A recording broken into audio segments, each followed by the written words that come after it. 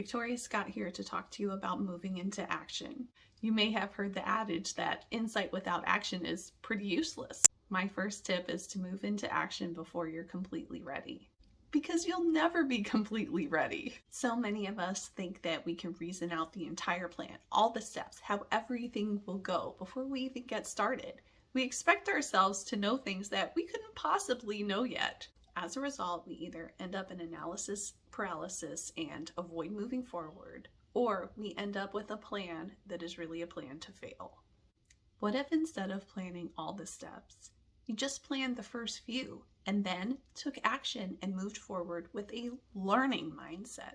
What if we took all the pressure off of those first few steps by thinking of them as just a prototype, a test, a try-on, a trial run?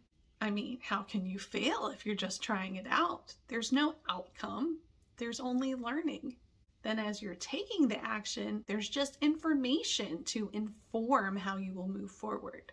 How much easier could it be if you shape your next steps after you've taken the first steps so you know what you're getting into and you have a better idea of what those steps should be? Wouldn't that be a lot easier than trying to design perfection before you even get started?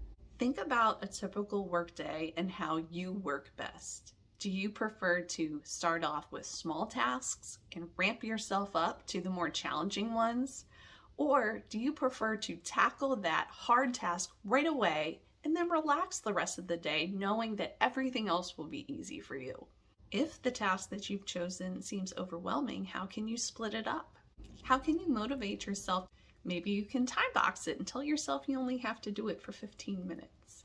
Maybe you can give yourself a healthy reward afterwards, a 20-minute walk outside. Maybe you can use that walk outside to reflect on the process and the experience and what you learned from it.